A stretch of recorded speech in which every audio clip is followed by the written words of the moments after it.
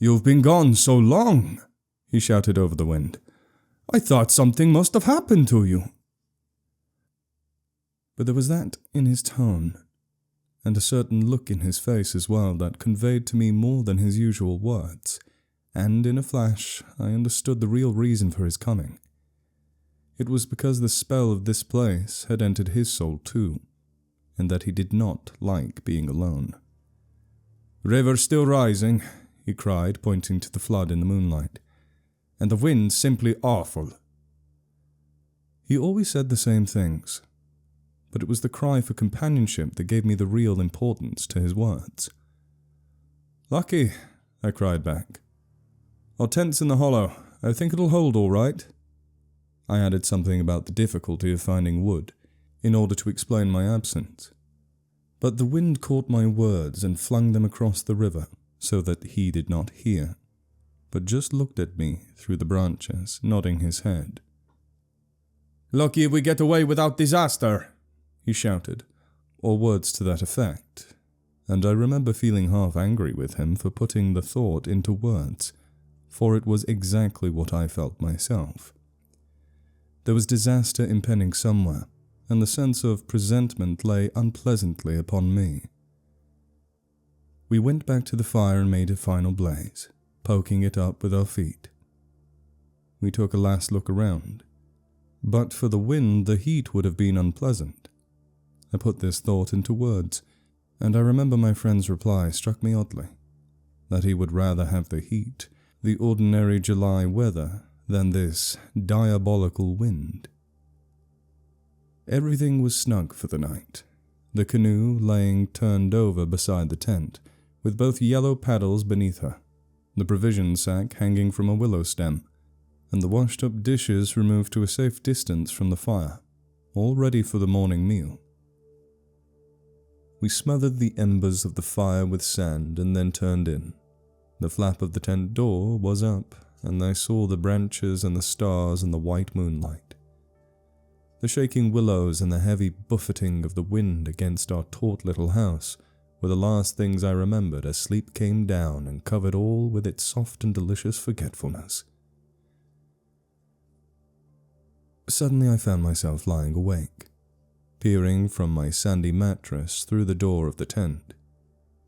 I looked at my watch pinned against the canvas and saw by the bright moonlight that it was past 12 o'clock, the threshold of a new day, and I had therefore slept a couple of hours. The Swede was still asleep beside me. The wind howled as before. Something plucked at my heart and made me feel afraid. There was a sense of disturbance in my immediate neighborhood. I sat up quickly and looked about.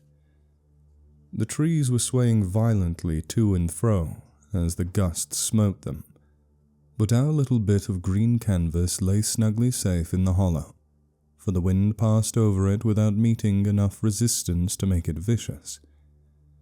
The feeling of disquietude did not pass, however, and I crawled quietly out of the tent to see if our belongings were safe. I moved carefully, so as not to awaken my companion. A curious excitement was on me. I was halfway out, kneeling on all fours, when my eye first took in that tops of the bushes opposite, with their moving tracery of leaves, made shapes against the sky. I sat back on my haunches and stared.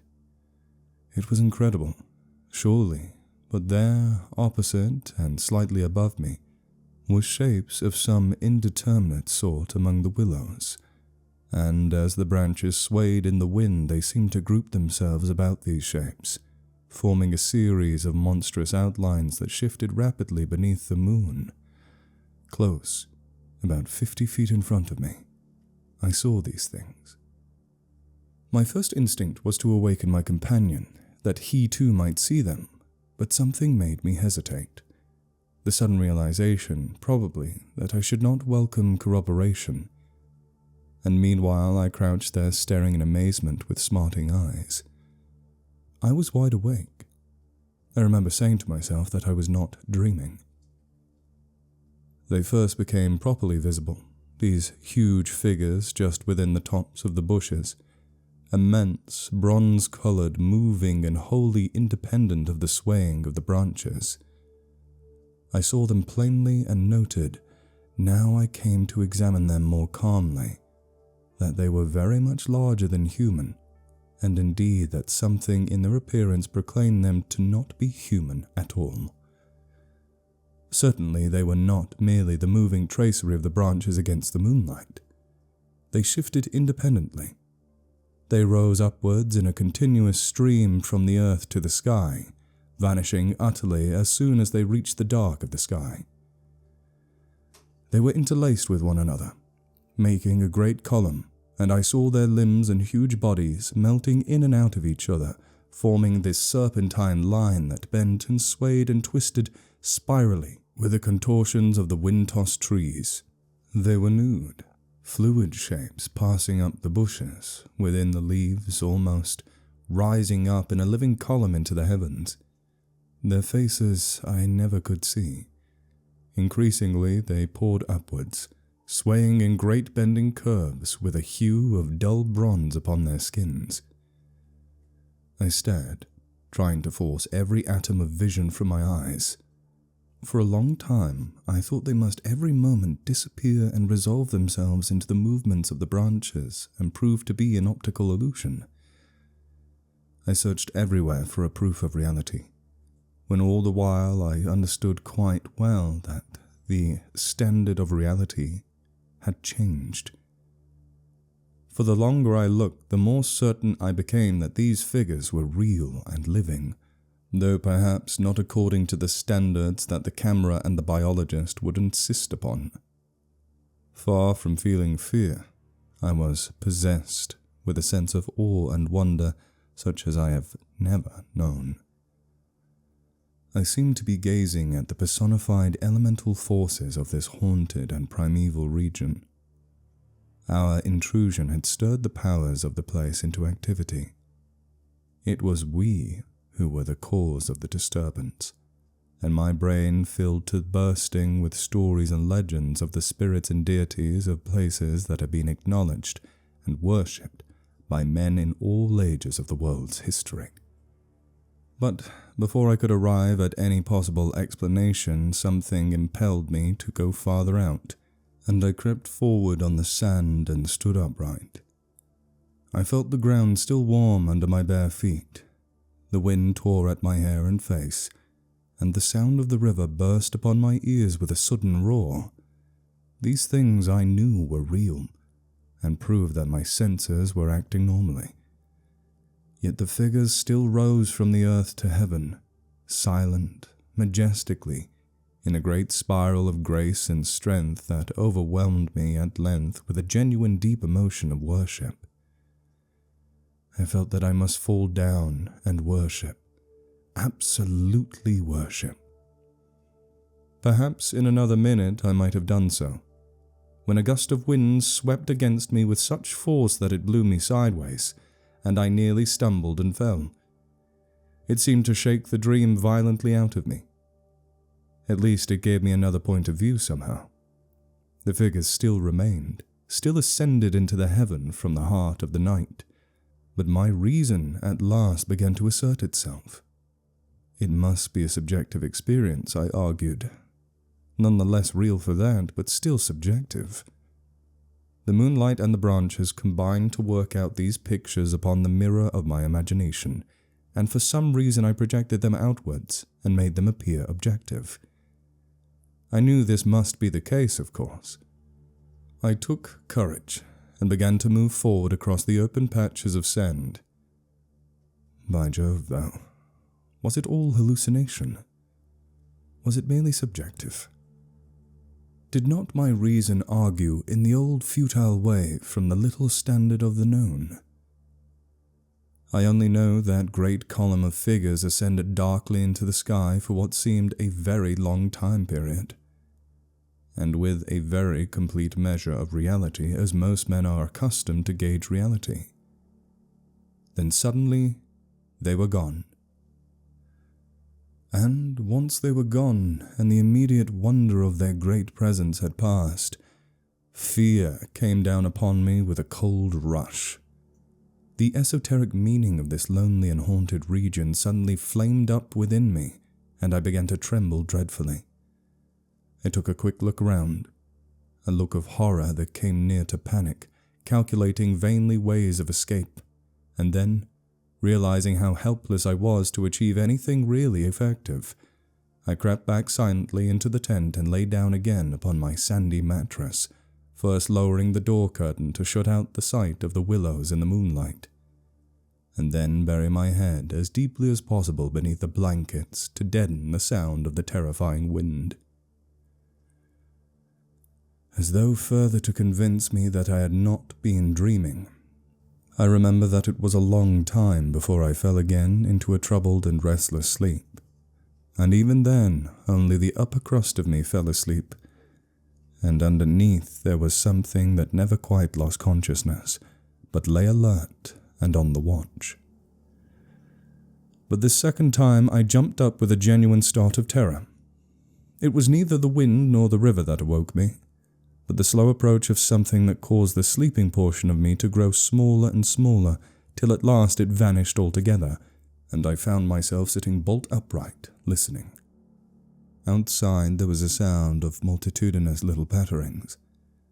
They had been coming, I was aware, for a long time, and in my sleep they had first become audible. I sat there nervously wide awake, as though I had not slept at all. It seemed to me that my breathing came with difficulty, and that there was a great weight upon the surface of my body. In spite of the hot night, I felt clammy with cold and shivered. Something surely was pressing steadily against the sides of the tent and weighed down upon it from above. Was it the body of the wind? Was this the pattering rain, the dripping of the leaves? The spray blown from the river by the wind and gathering in big drops? I thought quickly of a dozen things. Then suddenly the explanation leaped into my mind. A bough from the poplar, the only large tree on the island, had fallen with the wind. Still half caught by the other branches, it would fall with the next gust and crush us. And meanwhile its leaves brushed and tapped upon the tight canvas surface of the tent. I raised a loose flap and rushed out, calling to the Swede to follow. But when I got out and stood upright, I saw that the tent was free. There was no hanging bough. There was no rain or spray. Nothing approached. A cold grey light filtered down through the bushes and lay on the faintly gleaming sand. Stars still crowded the sky directly overhead, and the wind howled magnificently, but the fire no longer gave out any glow, and I saw the east reddening in streaks through the trees. Several hours must have passed since I stood there before watching the figures ascend, and the memory of it now came back to me horribly, like an evil dream. Oh, how tired it made me feel. That ceaseless raging wind. Yet, though the deep lassitudes of a sleepless night was on me, my nerves were tingling with an activity of an equally tireless apprehension, and all idea of repose was out of the question.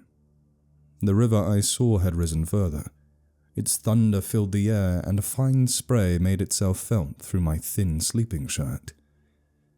Yet nowhere did I discover the slightest evidence of anything to cause alarm. This deep, prolonged disturbance in my heart remained wholly unaccounted for. My companion had not stirred when I called him, and there was no need to waken him now. I looked about me carefully, noting everything: the turned-over canoe, the yellow paddles, 2 of them, I am certain, the provision sack, and the extra lantern hanging together from the tree, and, crowding everywhere about me, enveloping all, the willows, those endless, shaking willows. A bird uttered its morning cry, and a string of duck passed with whirring flight overhead in the twilight. The sand whirled, dry and stinging about my bare feet in the wind. I walked round the tent, and then went out a little way into the bush, so that I could see across the river to the farther landscape, and the same profound yet indefinable emotion of distress seized upon me again as I saw the interminable sea of bushes stretching to the horizon, looking ghostly and unreal in the wan light of dawn. I walked softly here and there, still puzzling over that odd sound of infinite pattering, and of that pressure upon the tent that had awakened me. It must have been the wind, I reflected. The wind bearing upon the loose, hot sand, driving the dry particles smartly against the taut canvas. The wind dropping heavily upon our fragile roof. Yet all the time my nervousness and malaise increased appreciably. I crossed over to the farther shore and noted how the coastline had altered in the night, and what masses of sand the river had torn away. I dipped my hands and feet into the cool current and bathed my forehead. Already there was a glow of sunrise in the sky and the exquisite freshness of coming day. On my way back, I passed purposely beneath the very bushes where I had seen the columns of figures rising into the air, and midway among the clumps, I suddenly found myself overtaken by a sense of vast terror. From the shadows a large figure went swiftly by. Someone passed me, as sure as ever man did. It was a great staggering blow from the wind that helped me forward again, and once out in the more open space the sense of terror diminished strangely. The winds were about and walking. I remember saying that to myself, for the winds often move like great presences under the trees, and altogether the fear that hovered about me was such an unknown and immense kind of fear, so unlike anything I had ever felt before, that it woke a sense of awe and wonder in me that did much to counteract its worst effects. And when I reached a high point in the middle of the island from which I could see the wide stretch of river, crimson in the sunrise, the wholly magical beauty of it all was so overpowering that a sort of wild yearning woke in me and almost brought a cry up into my throat. But this cry found no expression, for as my eyes wandered from the plain beyond to the island round me, and noted our little tent half hidden amongst the willows, a dreadful discovery leaped out at me, compared to which my terror of the walking wind seemed as nothing at all. For a change, I thought, had somehow come about the arrangement of the landscape. It was not that my point of vantage gave me a different view, but that an alteration had apparently been effected in the relation of the tent to the willows, and of the willows to the tent. Surely the bushes now crowded much closer, unnecessarily, unpleasantly close. They had moved nearer. Creeping with silent feet over the shifting sands, drawing imperceptibly nearer by soft, unhurried movements, the willows had come closer during the night. But had the wind moved them, or had they moved of themselves? I recalled the sound of infinite small patterings and the pressure upon the tent and upon my own heart that caused me to wake in terror. I swayed for a moment in the wind like a tree, finding it hard to keep my upright position on the sandy hillock. There was a suggestion here of personal agency, of deliberate intention, of aggressive hostility, and it terrified me into a sort of rigidity. Then the reaction followed quickly. The idea was so bizarre, so absurd that I felt inclined to laugh. But the laughter came no more readily than the cry, for the knowledge that my mind was so receptive to such dangerous imaginings brought the additional terror that it was through our minds and not through our physical bodies that the attack would come, and was coming.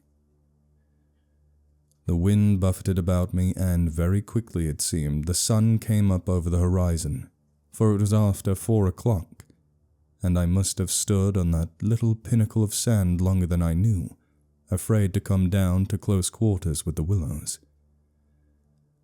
I returned quietly, creepily, to the tent, first taking another exhaustive look around and, yes, I confess it, making a few measurements. I paced out on the warm sand the distance between the willows and the tent, making a note of the shortest distance particularly. I crawled stealthily into my blankets. My companion, to all appearances, still slept soundly, and I was glad that this was so. Provided my experiences were not corroborated, I could find strength somehow to deny them, perhaps. With the daylight, I could persuade myself that it was all a subjective hallucination, a fantasy of the night, a projection of the excited imagination. Nothing further came to disturb me, and I fell asleep almost at once, utterly exhausted, yet still in dread of hearing again that weird sound of multitudinous pattering, or of feeling the pressure upon my heart that made it difficult to breathe.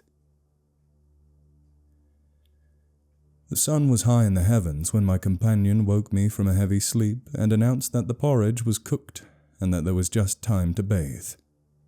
The grateful smell of frizzling bacon entered the tent. "River still rising," he said, "and several islands out in the middle of the stream have disappeared altogether. Our own island's much smaller." "Any wood left?" I asked sleepily. "The wood and the island will finish tomorrow in a dead heat," he laughed. "But there's enough to last us till then."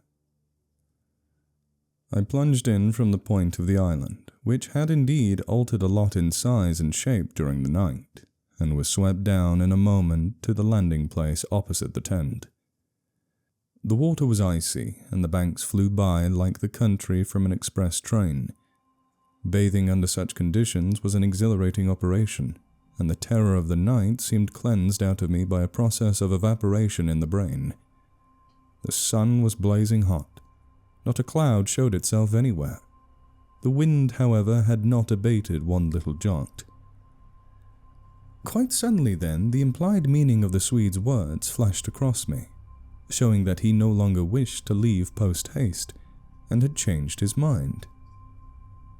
"Enough to last till tomorrow." He assumed we should stay on the island another night. It struck me as odd. The night before, he was so positive the other way. How had the change come about?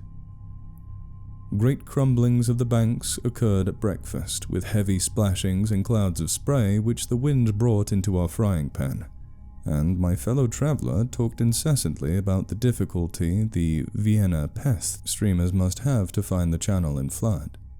But the state of his mind interested and impressed me far more than the state of the river or the difficulties of the streamers. He had changed somehow since the evening before. His manner was different, a trifle excited, a trifle shy, with a sort of suspicion about his voice and gestures. I hardly know how to describe it now in cold blood, but at the time I remember being quite certain of one thing, that he had become frightened. He ate very little breakfast and for once omitted to smoke his pipe. He had the map spread open beside him and kept studying its markings. "We'd better get off sharp in an hour," he said presently, feeling for an opening that must bring him indirectly to a partial confession at any rate. And his answer puzzled me uncomfortably. "Rather, if they let us." "Who let us?" "The elements?" I asked quickly, with affected indifference. "The powers of this awful place, whoever they are," he replied, keeping his eyes on the map. "The gods are here, if they are anywhere at all in the world." "The elements are always the true immortals," I replied, laughing as naturally as I could manage, yet knowing quite well that my face reflected my true feelings when he looked up gravely at me and spoke across the smoke. "We shall be fortunate to get away without further disaster." This was exactly what I had dreaded, and I screwed myself up to the point of the direct question. It was like agreeing to allow the dentist to extract the tooth. It had to come anyhow in the long run, and the rest was all pretense. "Further disaster? Why? What's happened?" "For one thing, the steering paddle's gone," he said quietly. "The steering paddle's gone?" I repeated, greatly excited, for this was our rudder, and the Danube in flood without a rudder was suicide. "But what—" "And there's a tear in the bottom of the canoe," he added with a genuine little tremor in his voice. I continued staring at him, able only to repeat the words in his face somewhat foolishly. There in the heat of the sun and on this burning sand, I was aware of a freezing atmosphere descending around us. I got up to follow him, for he merely nodded his head gravely and led the way towards the tent a few yards on the other side of the fireplace. The canoe still lay there as I had seen her in the night, ribs uppermost, the paddle on the sand beside her. "There's only one," he said, stooping to pick it up. "And here's the rent in the baseboard." It was on the tip of my tongue to tell him that I had certainly noticed 2 paddles a few hours before, but a second impulse made me think better of it, and I said nothing. I approached to see. There was a long, finely made tear in the bottom of the canoe where a little slither of wood had been neatly taken clean out. It looked as if the tooth of a sharp rock or snag had eaten down her length, and investigation showed that the hole went through. Had we launched out in her without observing it, we must inevitably have foundered. At first the water would have made the wood swell so as to close the hole, but once out midstream the water must have poured in, and the canoe, never more than 2 inches above the surface, would have filled and sunk very rapidly. "There you see an attempt to prepare a victim for the sacrifice," I heard him saying, more to himself than to me. 2 victims, rather," he added as he bent over and ran his fingers along the slit. I began to whistle, the thing I always do unconsciously when utterly nonplussed, and purposely paid no attention to his words.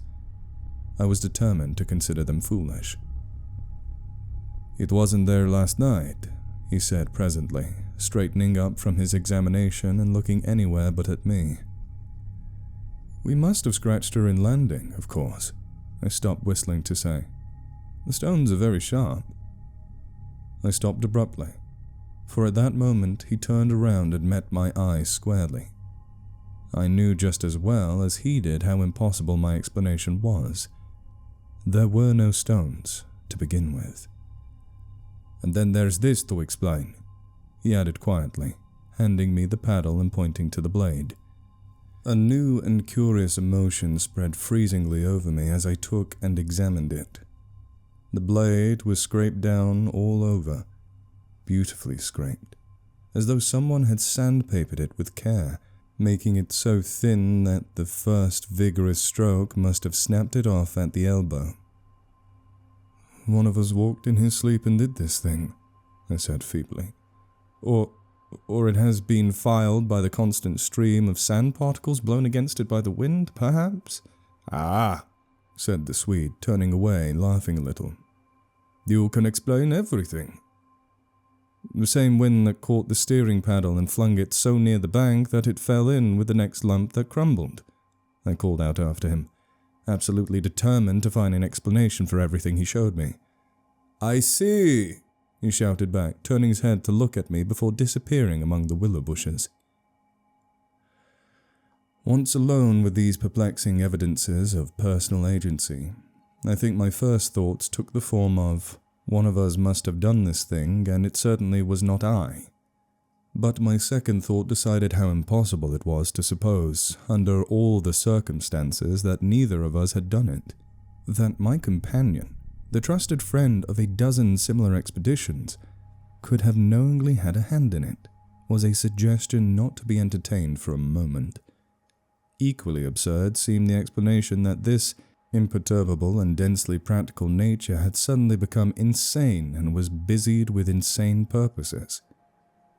Yet the fact remained that what disturbed me most, and kept my fear actively alive even in this blaze of sunshine and wild beauty, was the fact certainly that some curious alteration had come about in his mind, that he was nervous, timid, suspicious, aware of goings-on that he did not speak about, watching a series of secret and hitherto unmentionable events, waiting, in a word, for a climax that he expected, and, I thought, expected very soon. This grew up in my mind intuitively, I hardly knew how. I made a hurried examination of the tent and its surroundings, but the measurements of the night remained the same. There were deep hollows formed in the sand, I now noticed for the first time, basin-shaped in various depths and sizes, varying from that of a teacup to a large bowl. The wind no doubt was responsible for these miniature craters, just as it was for lifting the paddle and tossing it towards the water. The rent in the canoe was the only thing that seemed quite inexplicable, and after all, it was conceivable that a sharp point had caught it when we landed. The examination I made of the shore did not assist this theory, but all the same I clung to it with that diminished portion of my intelligence which I called reason. An explanation of some kind was an absolute necessity, just as some working explanation of the universe is necessary, however absurd, to the happiness of every individual who seeks to do his duty in the world and face the problems of life. The simile seemed to me at the time an exact parallel. I had once set the pitch melting, and presently the Swede joined me at the work. Through under the best conditions in the world, the canoe could not be safe for traveling till the following day. I drew his attention casually to the hollows in the sand. "Yes," he said, "I know. They're all over the island. But you can explain them, no doubt." "Wind, of course," I answered without hesitation. "Have you never watched those little whirlwinds in the street that twist and twirl everything into a circle? This sand's loose enough to yield, that's all." He made no reply, and we worked on in silence for a bit. I watched him superstitiously all the time, and I had an idea he was watching me. He seemed, too, to be always listening attentively to something I could not hear, or perhaps for something that he expected to hear, for he kept turning about and staring into the bushes, and up into the sky, and out across the water where it was visible through the opening among the willows. Sometimes he even put his hand to his ear, and held it there for several minutes. He said nothing to me, however, about it, and I asked no questions. And meanwhile, as he mended that torn canoe with the skill and address of a Red Indian, I was glad to notice his absorption in the work. For there was a vague dread in my heart that he would speak of the changed aspect of the willows. And if he had noticed that, my imagination could no longer be held a sufficient explanation of it.